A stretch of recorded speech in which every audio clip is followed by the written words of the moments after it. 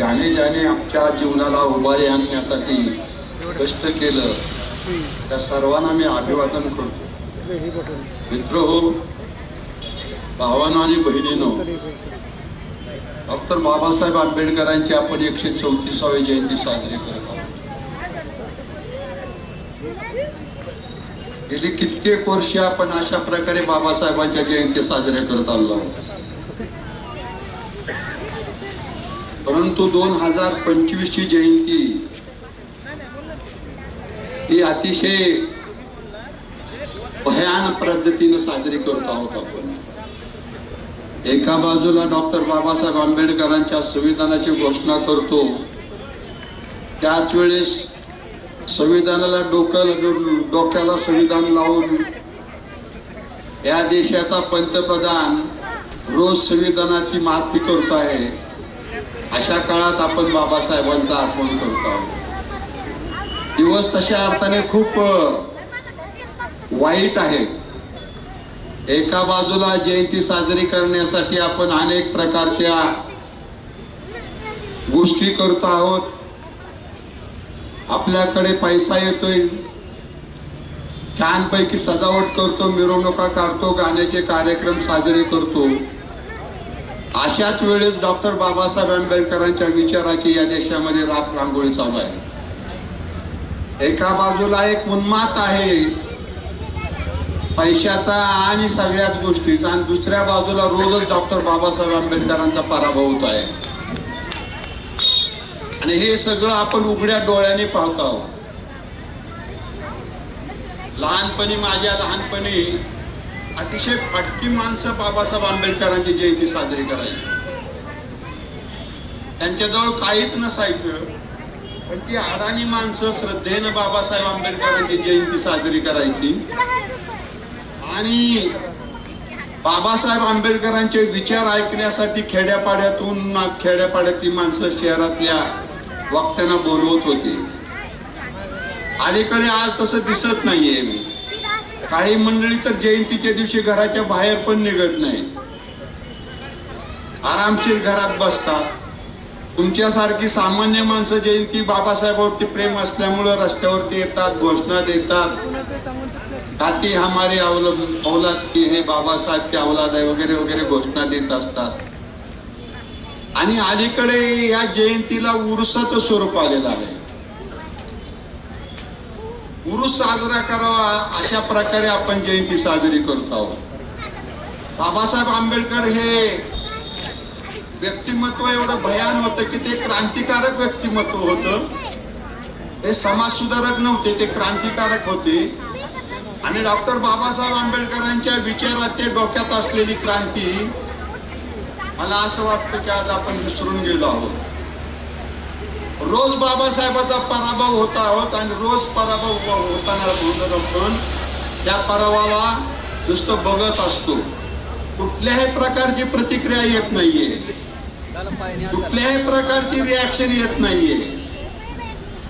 भारताचं संविधान सगळे संविधान करतात, पण संविधान चालू आहे, त्या संविधानाविषयी काय चाललेलं आहे? एका बाजूला सगळे भारतातले राजकीय पक्ष म्हणतात की आम्ही संविधानाच्या बाबतीत संविधानाला असं होऊ देणार नाही, संविधानाला तसं होऊ देणार नाही, हे सगळेच म्हणतात, पण रोजच त्या संविधानाचा खून चालू आहे। महाराष्ट्रामध्ये मागच्या इलेक्शनला 70 लाख वोट काहीतरी भानगड झाली, कुणी बोलत नाहीये।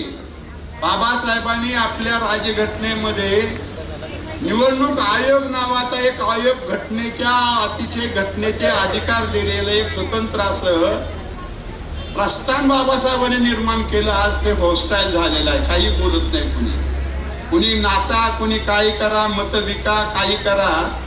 आणि मग बाबासाहेबांनी दिलेला हा मताचा अधिकार, बाबासाहेब म्हणाले होते की मी घटनेमध्ये काय केलं असेल तर भिकाऱ्याला एक मत दिलं आणि ताटाला पण एक मत दिलं, दोघांची किंमत मी सारखी केली। आज आपल्याला असं दिसत नाही दोघांची किंमत सारखी झालेली। ज्याच्याकडे पैसा आहे तो मत खरेदी करतो। या देशामध्ये 4 गुजरात्याचं राज्य चालू आहे।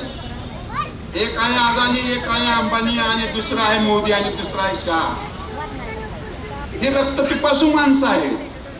माणसं मारायला आणि माणसाचं खत्म करायला यांना काही वाटत नाही. सत्ता आणि संस्था याचा फरकच आहे. गेली कित्येक दिवस भारताची राजघटना अबाधित होती. ती राजघटना आज मनुस्मृतीच्या नावाने प्रस्थापित करण्याचं काम चालू आहे. तुम्हाला याची काहीच वाटत नाहीये, कारण आपल्याला काही तोशीच वाटत नाही. आपलं चालू आहे रोजचं जगणं मरणं, त्याच्यामुळे जगणं मगणं चालू. पण उद्याचं संकट आपल्याला कळत नाही ना. पार्लमेंट मध्ये काय चाललेलं आहे, सभागृहामध्ये काय चाललेलं आहे. लोकांच्याकडे महागाई आहे, 50 रुपयाला गॅस वाढला, कोणी बोलत नाही. विषय काय आहे? कुत्र. या देशात कुत्र हा चर्चेचा विषय असतो महाराष्ट्रात. याच्यासाठी बाबासाहेबांनी संविधान लिहिलं होतं काय? तेव्हा 200-400 वर्षापूर्वी मेलेला एक औरंगजेब नावाचा माणूस, त्याचं मड उकरून काढायचं आणि त्याच्यावर चर्चा करायची. महाराष्ट्रातल्या गोरगरीब झोपडपट्टीतल्या बाईला महागाई काय आहे त्याचं कळतंय, तिच्याविषयी चर्चाच करायची नाहीये. चर्चा कुणाची? औरंगजेब. चर्चा कुणाची? वाघ्या कुत्र्याची. काय हा देश आहे का काय? बाबासाहेबांनी यासाठी घटना लिहिली होती काय? चर्चा कशाची आहे? कुत्र, औरंगजेब, अफजल खान. बरं, हे काढणारे कोण आहेत? हे काढणारे ठराविक लोक आहेत. या ठराविक लोकांच्या बरोबर जाणारे जे बहुजन समाजातले लोकनेते आहेत, त्या लोकनेत्यांना वाटलं पाहिजे की ज्या शेतकऱ्याने, ज्या झोपडपट्टीतल्या माणसाने, ज्या गोरगरीब बायकाने आम्हाला निवडून दिले, ते निवडून देणार आणि कुत्र्याची, मांजराची, औरंगजेबाची आणि अफजल खानाची चर्चा करावी. यासाठी तुम्हाला बाबासाहेबांनी मताचा अधिकार दिलाय आणि यासाठी तुम्हाला लोकांनी निवडून दिलंय का? बाबासाहेबांच्या विचाराच्या पलीकडे हा देश चालू आहे आणि या देशाचं कंट्रोल नागपूरच्या रेशीमबाग मध्ये असणाऱ्या RSSच्या हातात आहे. सगळेच म्हणतात हिंदू धोक्यात आहे. मला कळतच नाही. आणि ते हिंदू धोक्यात असण्याचं कारण काय सांगतात? या देशात आलेली मुस्लिम राजवट. पण हे सांगत नाही की तू आमच्या बापजादेने तुम्हाला शिक्षणाचा अधिकार नाकारला होता आणि म्हणून तुम्ही शिकला नाही, म्हणून या देशाची प्रगती झाली नाहीये. हे न सांगता हिंदू धोक्यात आहेत, हिंदू धोक्यात आहे, हिंदू धोक्यात आहे सारखा कालवा चालू आहे. आणि मग आपलं पण डोकं गरगरतं की आयला हे काय भानगड आहे. मला खात्री आहे आंबेडकरवाद्यांचं डोकंही गरगरत नाहीये, कारण आंबेडकरवाद्यांचा मेंदू बाबासाहेबांच्या विचाराने घट्ट झालेला आहे. म्हणून मला असं वाटतं की आंबेडकरवाद्यांच्याकडे जास्त जबाबदारी आहे. पंकज दिवार, मी तुम्हाला अशी विनंती करतोय की बाबासाहेबाचा उरूस साजरा करू नका. बाबासाहेबांची डोकी तयार होती, बाबासाहेबांच्या विचाराची डोकी तयार होतील अशा प्रकारचं काम करायला हवं. हा देश जगवायचा असेल, हा देश टिकवायचा असेल, या देशाचं दैदमान यश टिकवायचं असेल तर ते फक्त आंबेडकरवादी करू शकतात. पण आम्ही पण आज बाद झालेलो आहोत. आम्ही पण बाद झालेलो आहोत. आम्हाला पण काय सूचना आहे? आम्ही अनुकरणीय झालेलो आहोत. बाबासाहेब आंबेडकर म्हणाले होते, Indian society is a society which had a disease of infection of imitation. अनुकरणाचा रोग झालेला समाज म्हणजे भारतीय समाज आहे असं बाबासाहेब आंबेडकर म्हणाले होते. आज आम्ही दुसरं काही करत नाही, फक्त आम्ही अनुकरण करतो आहोत. त्यांनी भगवे फेटे आणले की आम्ही निळे फेटे आणतो, त्यांनी भगवा गंध लावला की आम्ही निळा गंध लावतो. It is not a revolution. ही क्रांती नाहीये किंवा हा बाबासाहेबांची भूमिका नाहीये.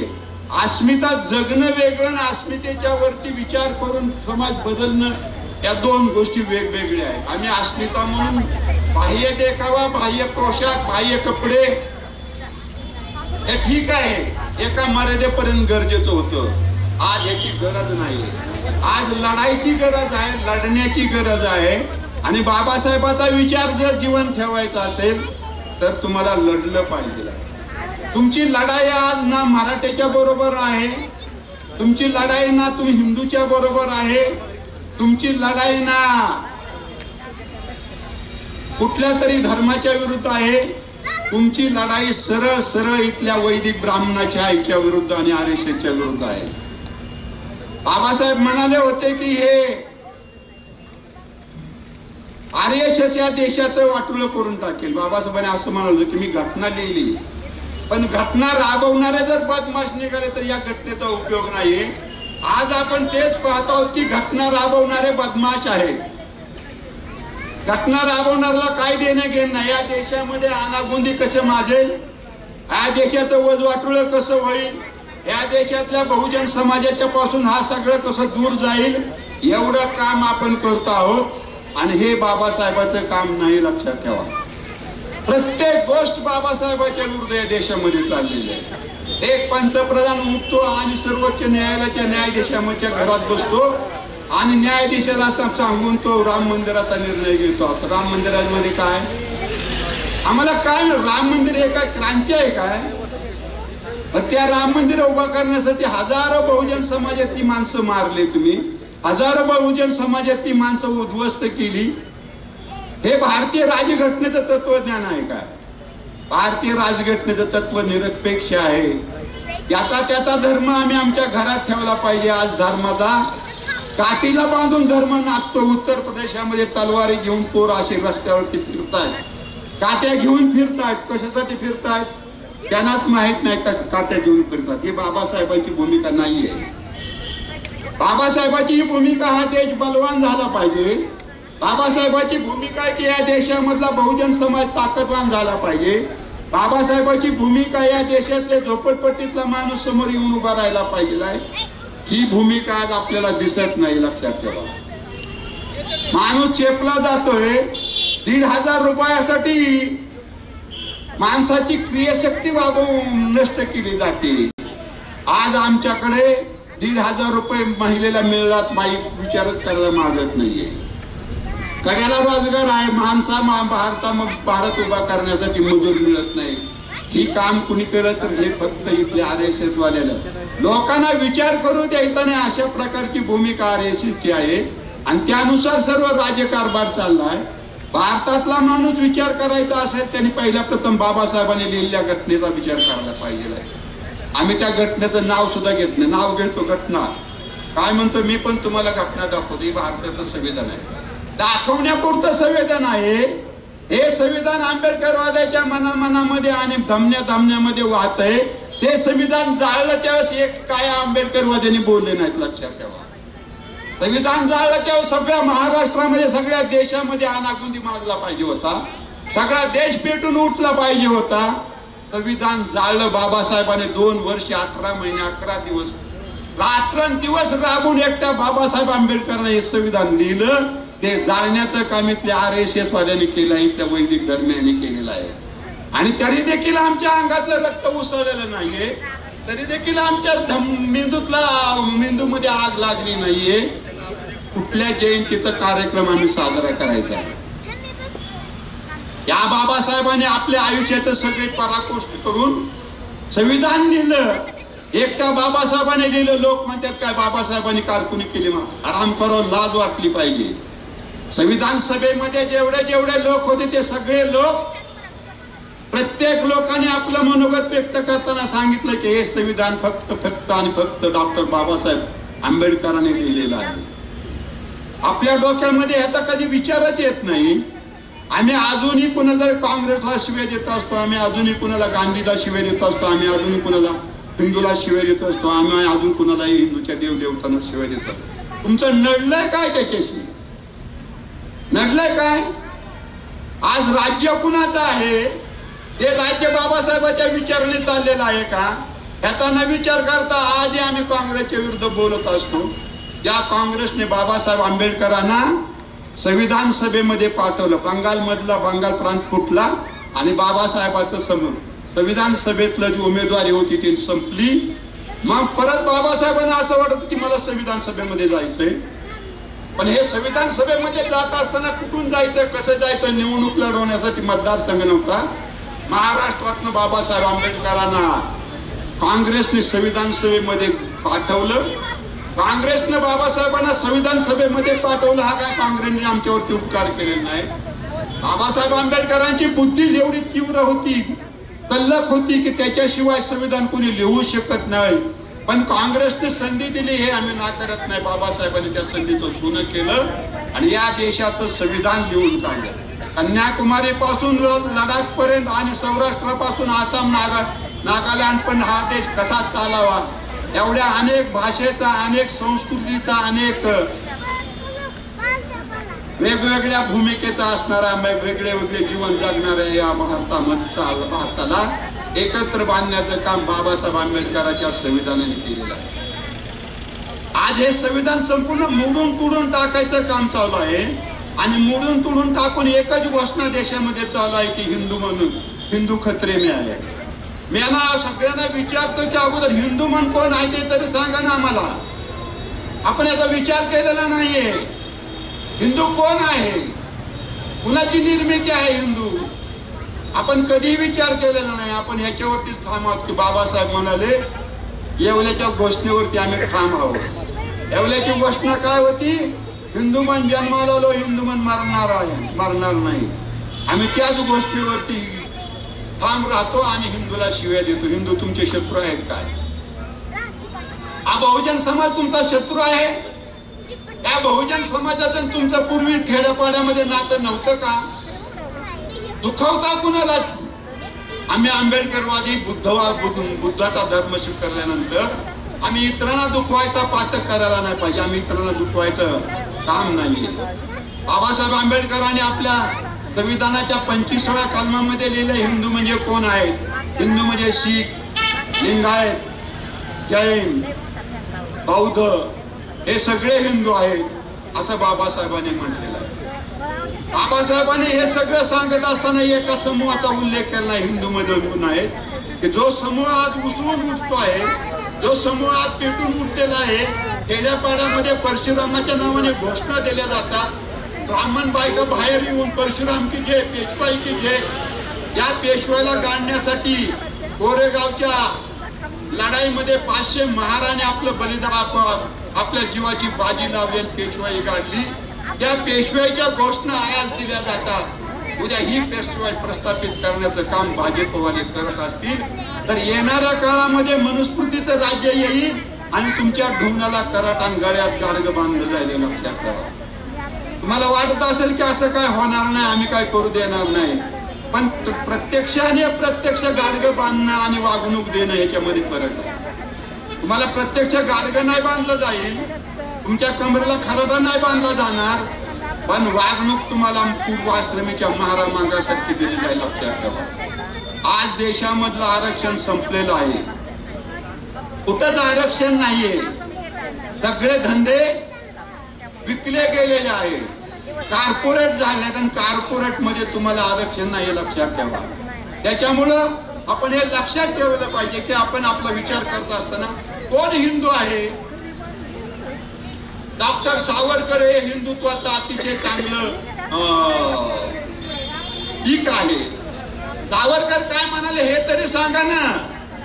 मागे अलीकडे हिंदूच्या नावाच्या 2 गोष्टी आहेत. एक हिंदू नावाचा गोष्ट आहे की हिंदू म्हणून हिंदू बाबासाहेबांची भूमिका हिंदू म्हणून जन्माला आलो, हिंदू म्हणून मरणार नाही. दुसरी भूमिका आहे की हिंदू खतरे में आहे आणि माझ्यासारखा म्हणून माणूस म्हणतो की हिंदू खतरे में नाहीये, खतरे में हिंदू वैदिक आहेत, खतरे में हिंदू नाही. आणि हे खतरे में काय आहे तर कुणाच्यामुळे खतरे में आहे. हा देश कुणाच्यामुळे खतरेमध्ये, कुणाच्यामुळे अडचणीत आलाय. महात्मा ज्योतिराव फुल्यांनी विद्येविना मती गेली, मतीविना गती गेली, गतीविना वित्त गेले, वित्तविना शूद्र कचले. एवढे अनर्थ एका अवैधतेने केले. हे अवैद्या तुम्ही आम्हाला दिलं नाही, ज्ञान आम्हाला दिलं नाही, अक्षर आम्हाला दिलं नाही, अक्षराची ओळख होऊ दिली नाही. आणि म्हणून हजारो वर्ष देशातला 80% समाज, 85% समाज अज्ञानी ठेवला आणि या अज्ञानामुळे हा देश खतरेमध्ये आहे. या अज्ञानामुळे हा देश, या अज्ञानामुळे हा देश बदनाम झालेला आहे. या अज्ञानामुळे या देशाची अधोगती झाली आहे. आम्हाला बिंबवलं जातं की मुसलमानाची संख्या वाढली जाते. 24% मुसलमानाची संख्या किती वाढेल आणि 87% हिंदूची संख्या किती वाढेल. दिशा दाखवली जाते एका आणि केलं जातं एक. हिंदू खतरे में आहे असं म्हणत या देशावरती RSAच्या आणि या वैदिक ब्राह्मणाचं राज्य प्रस्थापित करण्याचा दावा आहे तो आपण कधी ओळखतो. नीट समजून घेतलं तर असं म्हटलं जातं की हिंदू नावाचा धर्म आहे का? राष्ट्रीय स्वयंसेवक संघाने लिहून दिलेला आहे, सुप्रीम कोर्टामध्ये लिहून दिलं आहे की हिंदू नावाचा धर्म नाहीये. मी परत बोलतोय, हिंदू नावाचा धर्म आहे का? जो राष्ट्रीय स्वयंसेवक हिंदू नावा मी हिंदू खत्रे में असं म्हणतो, त्या राष्ट्रीय सेवक संघाने 1995 साली सुप्रीम कोर्टात लिहून दिले की हिंदू नावाचा धर्म नाहीये. मग हिंदू नावाचा धर्म आहे तर मग हिंदू खत्रे में कुठं आले? कशामुळे हिंदू खत्रे में आले? आणि अलीकडचे त्यांची घोषणा आहे की सनातन धर्म टिकेल. एका बाजूला खत्रे में हिंदू खत्रे में आहे बोललं जाते, दुसऱ्या बाजूला सनातनच्या घोषणा दिले जातात. हे सगळं तुम्हाला समजून घ्यावं लागेल. हिंदू म्हणजे कोण हे तरी अगोदर आपल्याला माहित आहे का? आपण पण सगळ्याला हिंदू म्हणतात मित्र, तसं नाहीये. सावरकरांनी आपले ग्रंथ लिहिलाय, हिंदुत्वाची मूळ तत्वे म्हणजे इसेन्स ऑफ दिस हिंदुत्व. या हिंदुत्वाची मूळ तत्वामध्ये सावरकर लिहितात, हिंदू शब्द कसा तयार होतो. सावरकर लिहितात स च ह होतं, जसं सप्त्याचं हप्ता. सिंधूचं हिंदू हे सावरकरांचं भाषा ज्ञान मला मान्य आहे. सप्त्याचा हप्ता होतो, च च ह होतं बोलताना. माझा पुढचा प्रश्न आहे आर्यशेतवाल्यांना आणि ह्या वैदिक ब्राह्मणांना की सप्त्याचा हप्ता होत असेल, सिंधूचा हिंदू होत असेल. सावरकर म्हणतात या देशातल्या लोकांनी परकीय आलेल्या वैदिक आर्यांना हिंदू म्हटलेलं आहे. सावरकरांना मला विचारायचंय आणि या आर्यशेतवाल्याला मला विचारायचं आहे की सप्त्याचा हप्ता होत असेल, सिंधूचा हिंदू होत राहत असेल तर या सिंधूच्या काठी राहणारे लोक हिंदू आहेत असं जर सावरकरांचं आर्यशेतन गोळवलकरांचं म्हणणं असेल तर प्रश्न निर्माण होतं की या वैदिक आर्यांच्या आगमनापूर्वी त्या सिंधू नदीच्या काठी कोण राहत होतं याचा विचार आपण करायला पाहिजे. वैदिक आर्यांच्या आगमनापूर्वी, वैदिक आर्यांच्या आक्रमणापूर्वी या देशामध्ये सिंधू नावाची संस्कृती आहे. तुम्ही चिखल्या सवाराला माणसं माणसात, चिखल्या सवाराला बंधू भगिनीला मी काय म्हणतो ते कळत आहे. वैदिक आर्य या देशामध्ये आक्रमण करण्यापूर्वी या देशामध्ये सिंधू नावाची एक संस्कृती आहे. त्या संस्कृतीच्या शाखा आणि संस्कृतीची गावं उत्खननामध्ये भारतभर मिळतात. त्या संस्कृतीमधले राहणारे जे लोक आहेत ते वैदिक आर्याच्या पूर्वी राहत होते. मग त्या लोकांना हिंदू का म्हणायचं नाही? हिंदूच्या काठी राहणारे जर हिंदू असतील तर आर्यपूर्व काळामध्ये राहणाऱ्या लोकांना आम्ही हिंदू म्हणतो. वैदिक आर्यांना हिंदू म्हणत नाही आणि वैदिक आर्य स्वतःला वैदिक म्हणतात, आर्य म्हणतात. ते असं म्हणत नाही ते की वैदिक हे हिंदू आहेत म्हणून. वैदिक हे हिंदू आहेत असं जर म्हटलं असतं तर मला आनंद झाला असता, पण ते वैदिक हे हिंदू आहेत असं बोलत नाही. हे लक्षात ठेवा, वैदिकांना ते हिंदू म्हणत नाही. ते स्वतःला वैदिक म्हणतात आणि वैदिक हा धर्म आहे, हिंदू नावाचा धर्म नाहीये. त्यांचं मला मान्य आहे हिंदू नावाचा धर्म नाहीये. धर्म होण्यासाठी काय लागतं हे आपण समजून घेतलं पाहिजे. धर्म होण्यासाठी एक धर्म संस्थापक लागतो. धर्म होण्यासाठी त्या धर्माचं पुस्तक लागतं, ग्रंथ लागतो. धर्म होण्यासाठी त्या धर्माचा एक पुरोहित लागतो आणि धर्म होण्यासाठी त्या धर्माचं एक ठिकाण लागतं. या चार गोष्टी झाल्याशिवाय असल्याशिवाय धर्म होऊ शकत नाही. जसं बुद्ध धर्माचा संस्थापक गौतम बुद्ध आहे, सिद्धार्थ गौतम आहे. बुद्धाचा धर्मग्रंथ आहे त्रिपिटक आणि बौद्धाचं धर्म ठिकाण आहे विहार आणि बौद्धाचा पुरोहित आहे भिक्खू.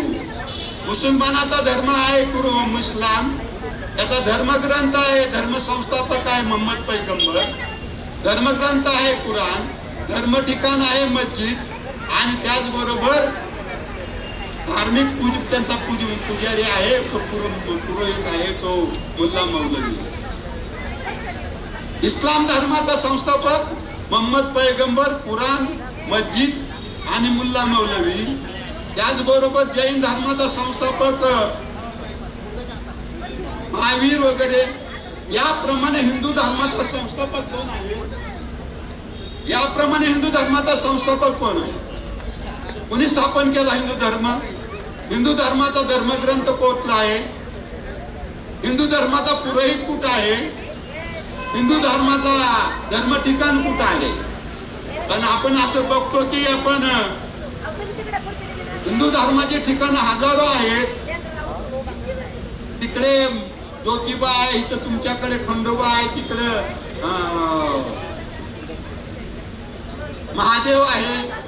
या सगळ्या धर्माचे हे सगळे धर्म ठिकाणे आहेत आणि या प्रत्येक धर्म ठिकाणावरचे पुजारी वेगवेगळे आहेत. ज्योतिबाचा पुजारी गुरव आहे, महादेवाचा पुजारी ज्योतिबाचा पुजारी गुरव आहे, महादेवाचा पुजारी आणखीन ज्योतिबाचा पुजारी तुमचा गुरव आहे, महादेवाचा पुजारी गुरव आहे आणि त्या अंबाबाईचा पुजारी भोपे आहे.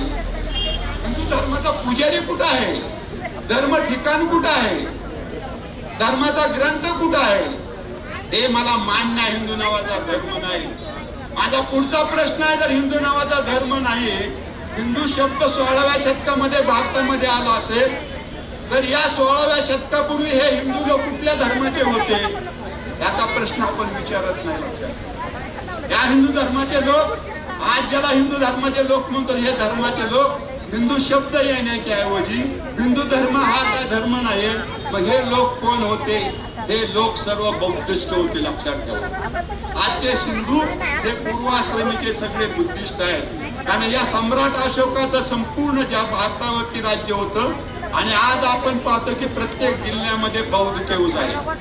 हे बौद्ध केव्ज साक्षी कशाचे देतात? तर हे हिंदू बहुजन समाज पूर्वाश्रमीचा बौद्ध होता, हे लक्षात ठेवा. आणि आम्ही असं म्हणूनच म्हणतो की आम्ही हिंदू हे पूर्वाश्रमीचे बौद्ध आहेत आणि आजचे पण बौद्ध आहेत. म्हणून तर ते असं म्हणतात की हिंदू नावाचा धर्म नाही. एक वेळ हिंदू नावाचा धर्म नाही म्हणलं की दोन गोष्टी त्याला साध्य करायच्या. एक साध्य करायचंय की त्यांना वैदिक सनातन वैदिक धर्म प्रस्थापित करायचा आहे आणि हा सनातन वैदिक धर्म फक्त वैदिकांचा आहे, ब्राह्मणाचा आहे, ते तुमचा नाही. तो धर्म तुम्हाला द्यायचा आहे. त्यांना तुम्हाला त्या धर्मामध्ये गोवायचंय, फक्त त्यांच्या विधी द्यायचे नाहीत तुम्हाला. ते स्वतःचा विधी स्वतःला वैदिक म्हणतात आणि हे वैदिकत्व तुम्हाला द्यायचं नाही, असा इथल्या आर्यशांचा भाव आहे. कारण या महाराष्ट्रामध्ये 2-3 गोष्टी महत्वाच्या घडलेल्या आहेत. कोल्हापूरच्या शाहू महाराजाचं प्रकरण वेदोक्त प्रकरण, सातारच्या प्रतापसिंह महाराजाचं प्रकरण वेदोक्त प्रकरण, बडोद्याच्या गायकवाड महाराजाचं वेदोक्त प्रकरण. हे प्रकरण काय आहे आपण नीट समजून घेत नाही. हे प्रकरण दोन भांडणाचं प्रकरण, दोन धर्मातल्या भांडणाचं प्रकरण आहे. आपण त्याच्याकडे गांभीर्याने महाराष्ट्राने कधी बघितलंच नाही. वेदोक्ताचा अधिकार वेदोक्ताचा अधिकार येणारच नव्हते. कारण वेदोक्त हे धर्म हा वैदिक धर्म फक्त ब्राह्मणासाठी आहे, इतरांना देण्यासाठी नाही. तुम्हाला हिंदू धर्म म्हणतात पण तुमचा विधी हा वैदिक धर्माप्रमाणे ते करायला तयार नाही. हे त्यांचा धर्म तुम्हाला देणार नाही, तुम्हाला धर्म म्हणून वेगळा टाकून देणार आणि पुन्हा हिंदू पुन्हा मग तुमच्या बरोबर असा जादू छोटा दाखवला चांदी हिंदू आहोत. तुम्ही खरा हिंदू आहात का असं मी एक प्रश्न विचारतो गोळवलकरांना. तुम्ही हिंदू आहात का असा प्रश्न मी सावरकरांना विचारतो. तुम्ही हिंदू आहात का असा प्रश्न मी देवेंद्र फडणवीसाला विचारतो. यांना विचारतो ना तुम्ही हिंदू आहात का म्हणून. चुकून सुद्धा कोणी म्हणणार नाही. माझ्याकडे एक क्लिप आहे, दिल्लीच्या एका मुलीची क्लिप आहे. तिने सरळ असं म्हटलेलं आहे, मैं हिंदू नहीं हूँ, मैं तो सनातनी हूँ. हिंदू नाम तो कोई मुझे मालूम नहीं, हिंदू नाम का धर्म ही नहीं है. आणि हे सत्य आहे. शाहू महाराजांच्या काळामध्ये वेदोक्त प्रकरण अशासाठी काढलं की तुम्ही आमच्या बरोबर यायचं नाही, तुमच्या लेवलनी खाली राहा. आणि तुम्ही राहायचं म्हणजे काय, तुमच्यासाठी आम्ही पुराणोक्त मंत्र तयार केले की आमच्यासाठी वेदोक्त मंत्र आहे. म्हणजे हे धर्माची फारकत एका धर्माची फारकत नाही आहे, हे दोन धर्माची भूमिका आहे. एक भूमिका आहे वैदिक धर्माची भूमिका आहे आणि पुराणोक्त म्हटलं की तुम्हाला हिंदू धर्मामध्ये ना हिंदू लोक तुम्हाला बाजूला सारलं जातं. बाबासाहेब आंबेडकरांच्या आपण असा या अर्थाने आपण विचार करायला हवा की बाबासाहेबांना हिंदूवरती टीका केलेली नाही.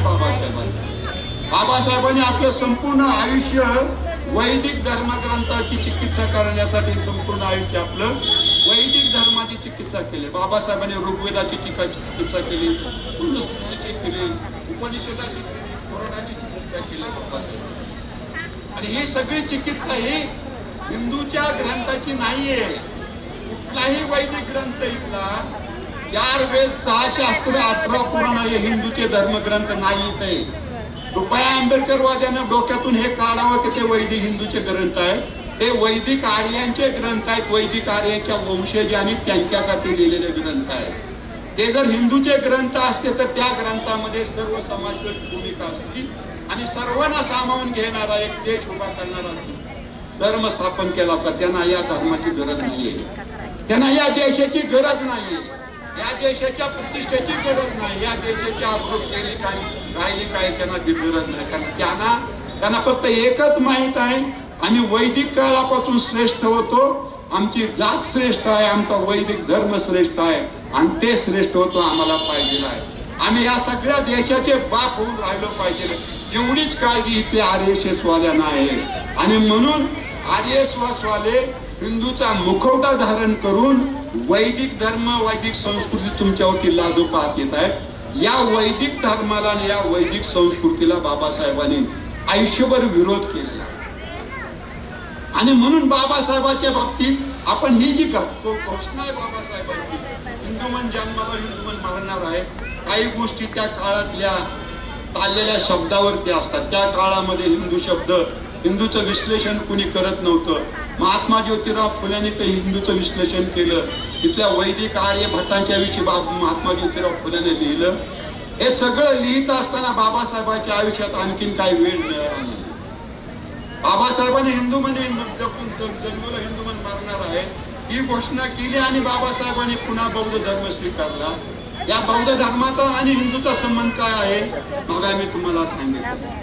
त्या सम्राट अशोकाने हा बौद्ध धर्म भारतभर पसरवला. त्या सम्राट अशोकाचा एक शिलालेख आहे, त्या शिलालेखाचं नाव आहे रुक्मी शिलालेख. त्या रुक्मी शिलालेखावरती सम्राट अशोकाने असं लिहिले बुद्धाच्या बाबतीत की हा हिंदचा पिता आहे, लक्षात ठेवा. आणि हा हिंद शब्द या देशातल्या आर्य पूर्व काळातला हिंद शब्द यांच्या बापाचा शब्द नाही. आणि या हिंद शब्दाची हिंदू शब्दाची इथल्या वैदिक ब्राह्मणांना काही देणं घेणं आहे.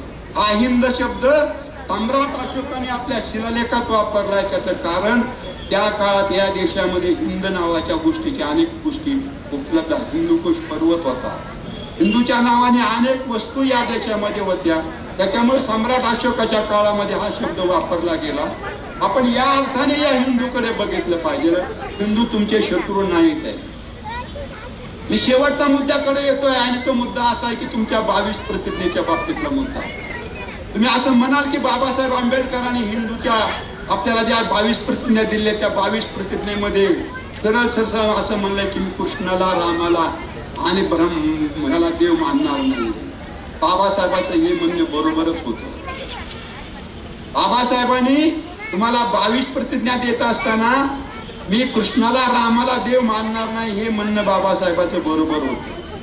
त्याचं कारण असं आहे की बाबासाहेबांनी आपल्या रिव्होल्युशन आणि काउंटर रिव्होल्युशन यामध्ये देव म्हणजे कोण आहे त्याची संकल्पना मांडलेली आहे. क्रांती आणि प्रतिक्रांती या ग्रंथामध्ये बाबासाहेबांनी संकल्पना मांडताना असं म्हणले की या देशातले देव म्हणजे हे नायक आहेत, आपले नायक आहेत.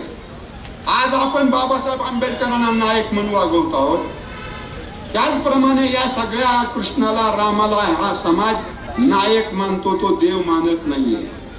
आपल्याकडे लक्षात घेतलं पाहिजे आपण की खेड्यापाड्यामधले लोक ज्यावेळेस त्यातल्या शिवेवरच्या मसुबाला किंवा गावातल्या देवाला जातात त्यावेळेस ते असं म्हणत नाही की मला स्वर्गात जाऊ दे, माझा आत्मा स्वर्गात जाऊ दे, मला स्वर्गामध्ये जाऊ दे किंवा आणखीन काय असलं काय म्हणत नाही.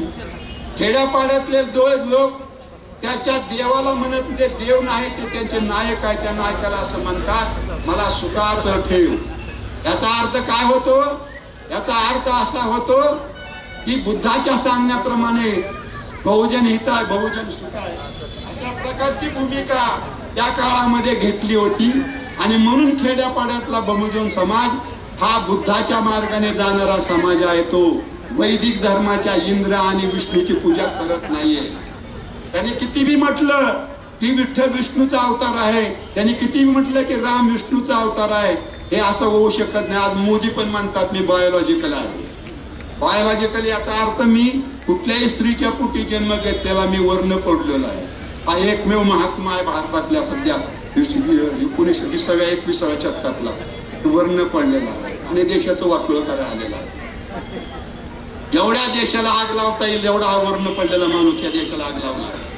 आणि म्हणून आपण नीट समजून घेतलं पाहिजे की हिंदूची तुम्ही टीका का हिंदूवरती शिव्या देऊ नका. हिंदूच्या देवाशी शिव्या देऊ. तुम्हाला पूजायचं नसतील तर नका पूजू. ते नायक आहेत. आज आम्ही बाबासाहेबांना पूजतो आहोत. बाबासाहेब खरं तर बाबासाहेबांची पूजा करताना आपण असं म्हणलं पाहिजे एखादी क्रांतिकारक आरती म्हटली पाहिजे ती बाबासाहेबांची. तुम्ही जी बाबासाहेबांच्यासाठी ज्या माणसाने ज्या कोणी ती आरती केली आहे ती आरती ती देवील वाणी आहे. अशी आरती स्फूर्ती निर्माण करण्याची पाहिजे. आणि आज आपण त्या बाबासाहेबाला देव करूनच ती आरती म्हणतो. आरती याच्यासाठीच म्हणली जाते की जो आमचा देव आहे त्यालाच आम्ही आरती. बाबासाहेबांच्या त्या आरतीमधून क्रांती दिसत नाही मला. बाबासाहेब क्रांतिकारक होते. बाबासाहेब लढत होते. आयुष्यभर बाबासाहेब लढले. आज आम्ही लढाई थांबवलेली आहे. पार्लमेंटमध्ये लोकशाहीच्या पद्धतीने लढत नाही. आणि या सगळ्याचा कळ म्हणून बाबासाहेबांनी तुमच्या समोर बुद्ध धर्म स्वीकारला आहे. हा बुद्ध धर्मही आपण समजून घेत नाहीये. बौद्ध धर्म स्वीकारताना आपण कधी म्हणत नाही की लोकशाही पद्धतीचा धर्म आहे. आपण एवढंच म्हणतो लोकशाही पद्धतीचा धर्म आहे. आपण एवढंच म्हणतो की हा समानतेचा आधारला धम्म. अरे पण धम्म कोणाचा आहे? बौद्ध कोण होता गौतम बुद्ध हे आम्ही सांगत नाही. एका खेडेगावातल्या सभेमध्ये बोलताना मी असं म्हणालो की महाराष्ट्रामध्ये गौतम बुद्ध जन्माला आला असता तर तो मराठ्याच्या पोटी जन्माला आला असता असं मी शब्द वापरला. सभा संपल्यानंतर मी बसलो होतो आणि बसल्यानंतर पंकजी प्रभू का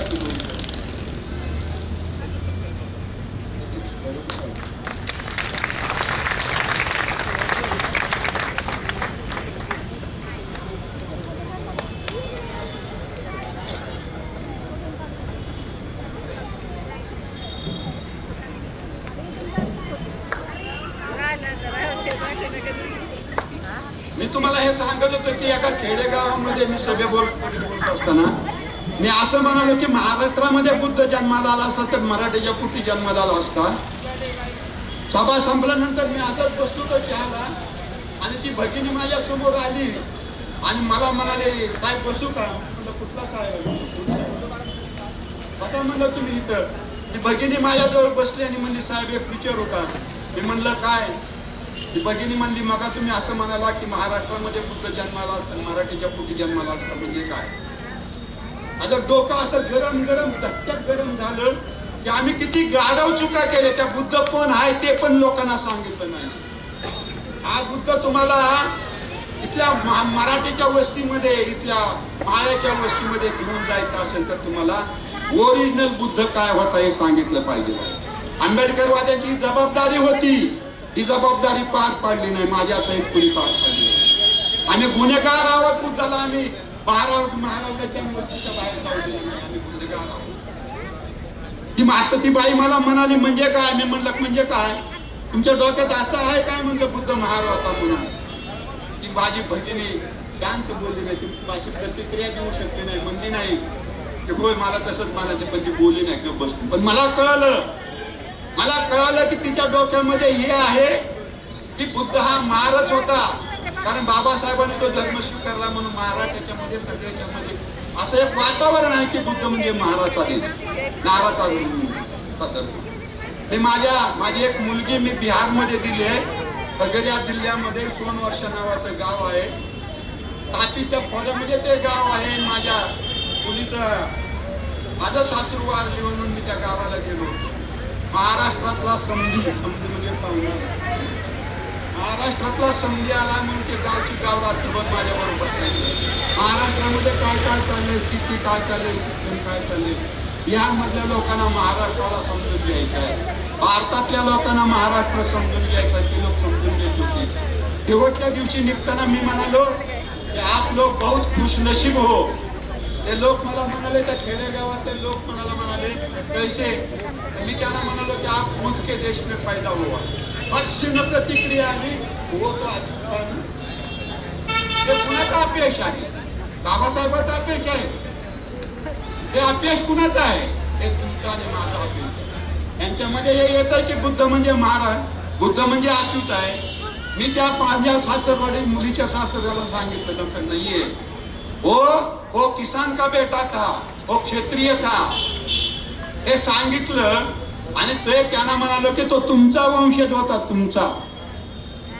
त्या लोकांना मी जेव्हा स्पष्टपणे सांगितलं, ते गाव बुद्धगयेपासून जवळ आहे. ते लोक म्हणले समझी तुम कल जा रहे हो महाराष्ट्र में, हमारी विनती है कि आप कल के लिए रुक जाओ, हम लोग आपके साथ बहुत जाएंगे. हे कुणी करायचे? हे कुणी करायचे? आपण बुद्धगयाला जाऊ, आम्हाला तुम्ही एवढं सांगितलंय. आम्ही कधीच सांगितलं नाही की हा शेतकऱ्याचं पोरग, हे क्षत्रिय पोरग एका नदीच्या पाण्यासाठी घराच्या बाहेर पडलं. ते पाणी शेतकऱ्यांना मिळणार होतं. त्या पाण्याच्या प्रश्नावरती या शेतकऱ्याच्या पोराने एक जागतिक मानवतावादी तत्वज्ञान निर्माण केलं. हे हा बुद्ध आम्ही लोकांना सांगितलं नाही. हा बुद्ध आम्ही लोकांना सांगितलं नाही. आम्ही आमच्या जबाबदाऱ्या खूप टाळलेल्या आहे. म्हणून आज RSS उड्या मारते. म्हणून रामनाच्या स्त्रिया परशुराम की जय म्हणतात. आणि आमचे लोकनियुक्त प्रतिनिधी म्हणतात की हिंदूसाठी आम्ही काय करू. अरे तुम्ही हिंदूसाठी काय करणार आहात? काल एक त्या सांगली जिल्ह्यातला एक पागल आमदार म्हणाला की हिंदूला कोणी काय केलं तर आम्ही हातपाय तोडू. तुझ्या बाप दादाला हजारो वर्ष शिकाय दिलं नाही, त्याचे हातपाय तोडण्यास आले आहे. कोण तुझ्या बाबा हिंदूला खतरे मिळालं? मुसलमान तुम्हाला भीती वाटते? तुमची मुसलमान 24% मुसलमान तुम्हाला काय करणार आहेत? आणि काय त्या मुसलमान? ते मुस्लिम हे आमचे पूर्वाश्रमीचे बांधव आहेत. आम्हाला पण त्यांच्याविषयी आस्था आहे, कारण ते आमचे बांधव आहेत. तुमच्या या वैदिक धर्माच्या वर्ण आणि जातीच्या त्रासाला कंटाळून ते मुस्लिम झाले. आज तुम्ही त्यांच्या मुळावर उठला. आणि हे RSS हिंदू खतरे में आहे, मुसलमानांमुळे असं झालं हे का सांगतात? याचं पण आपण चिकित्सा करत नाही. मुसलमानाच्या विरुद्ध ही मंडळी का ओरडतात? त्याचं सरळ कारण असं आहे की या मुसलमानाच्याकडे तुमचं लक्ष जाऊ द्यायचंय. त्यांच्या बाप यादीने या देशाचं वाटोळं केलेलं आहे, हे तुमच्या डोळ्यासमोर येऊन द्यायचं नाही. आता तुम्ही महात्मा ज्योतिराव फुलेचा द्वेष करायला लागलाय. फुल्यांचा सिनेमा चालू देत नाहीये. किती मूर्खपणा, लाज वाटते का जीवाला? या महात्मा ज्योतिराव फुलेने तुमच्या विधवा बायकाचं बाळंतपण महात्मा फुलेच्या घरात केलं. त्या महात्मा फुलेला तुम्ही आज शत्रू मानता. महात्मा फुलेला शत्रू मानतात. बाबासाहेबांची घटना तुम्हाला नको आहे. कित्येक संतांचे तुम्ही खून केलेला आहे. तुकारामाचा खून केला, चोखामेळ्याचा खून केला. ते पंढरपूरच्या बडवे उत्पात हटाव आंदोलनाचा मी नायक होतो. मी त्या पंढरपुरामध्ये अशी घोषणा केली होती आणि बडव्यांना असं जाहीरपणे आवाहन केलं होतं की ज्या चोखामेळ्याचा तुम्ही अपमान केला, ज्या चोखामेळ्याला तुम्ही छळलं, त्या चोखामेळ्याचा वारस या देवळातनं तुमच्या गांडीवर लाद देऊन हाकलून काढल्याशिवाय राहणार नाही. मित्र, मी ते काम केलं. बडवे उत्पात हटवण्याचं काम पार केलेलं. आंबेडकरवादी आहे. पार कोळकेनं पंढरपूरच्या विठ्ठलाच्या रुक्मिणी मंदिरातून बडव्याने उत्पाताना हाकलून लावलं. मी चोखामेळ्याचा बदला घेतला. मी तुकाराम महाराजाचा बदला घेतला. मी नामदेव महाराजाचा बदला घेतला. आम्हाला आमची रूप आणि आमचा विचार वेगळ्या पद्धतीने निसर्ग घेऊन जावा लागला. मला माहित आहे की बाबासाहेबांचं आयुष्य किती होतं. बाबासाहेबांनी कुठलाही महापुरुष हा विचार करताना तो त्याच्या काळातला विचार करत असतो. त्या काळात त्या समोर तो त्या काळातला विचार करत असतो. आज 20व्या शतकात 1925 साली बाबासाहेब म्हणाले असते वय राष्ट्रीय स्वयंसेवक संघाला बळ द्या. आमचे लोकनियुक्त प्रतिनिधी, आमचे पुढारी त्यावेळेस RSS बरोबर भाजप बरोबर आघाडी करतात. तो हा बाबासाहेबांचा विचार असतो. काय ही बाबासाहेबांची भूमिका असते? ही भूमिका आहे का? काय मिळणार आहे तुम्हाला? तुम्ही रस्त्यावरती येऊन लढाल, त्याची ताकद तुम्हाला वाचवू शकेल. तुम्ही जर रस्त्यावरती लढत आतल्यात कुठंतरी आघाड्या करत बसला तर तुम्ही भिकारी आहात, लक्षात ठेवा. आणि तुमचा एक भिकारी प्रतिनिधी लोकांचे प्रश्न सोडवू शकत नाहीये. माझा एक आमदार झाला म्हणून खूप आपल्याला आनंद वाटतो. उपयोग काय त्याचा उपयोग काय? तो सगळ्या समाजाला न्याय देऊ शकतो का नाही? सत्ता ताब्यात घ्या हे बाबासाहेबांचं वाक्य आहे. संपूर्ण पार्लमेंट ताब्यात घ्या, संपूर्ण विधानमंडळ ताब्यात घ्या. याच्यासाठी आम्ही लढत नाही. आज कटोरे घेऊन आम्ही RSSच्या दारात उभा राहतो. त्याच्याकडून त्याच्याकडे, त्याच्याकडून त्याच्याकडे. कोण एकनाथ शिंदेच्या बरोबर जातोय, कोण कोणाच्या बरोबर जातोय. ही बाबासाहेबांची भूमिका नाहीये. बाबासाहेबांच्या बरोबर लढाई, बाबासाहेबांच्या विचाराचा लढा करायचा असेल तर तुम्हाला इथल्या हिंदूच्या बरोबर, जे धर्माने नाही, धर्म नाही त्या हिंदूच्या बरोबर तुम्हाला जावं लागेल. तुम्हाला ही आघाडी करावी लागेल, जनतेची आघाडी करावी लागेल.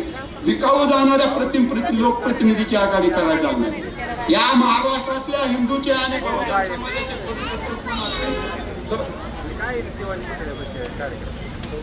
कोण असतील हे कोण असतील तर आपण विचार करायला पाहिजे की हे कोण असतील. हे सगळे बहुजन समाजाचे लोकप्रतिनिधी तुम्हाला RSSच्या आणि वैदिक धर्माच्या, वैदिक ब्राह्मणाच्या बाजूला उभा करायला निघाले. आणि मला वाटतं की मला इथल्या उद्घाटाने काहीतरी दिले की 5 मिनिटात शेवट करावा. मी थांबतो मित्र. काय ऐकलं असेल तेवढं ऐका. बाबासाहेबांच्या क्रांतीसाठी तुम्हाला तयार व्हावं. आणि ही क्रांती फक्त आंबेडकरवादीच करू शकतात. कारण आंबेडकरवाद्याशिवाय लढणारी जमात कुठलीच नाही, लक्षात ठेवा. ही लढाई रस्त्यावरती आली तर या देशातलं संविधान वाचेल, बाबासाहेबाचा विचार वाचेल. आणि आंबेडकर जयंतीच्या निमित्ताने आपण बाबासाहेबाचा विचार आणि संविधान वाचवण्याचा आपण गंभीरपणे विचार करावा, अशा प्रकारची अपेक्षा करतो आणि थांबतो. जय हिंद.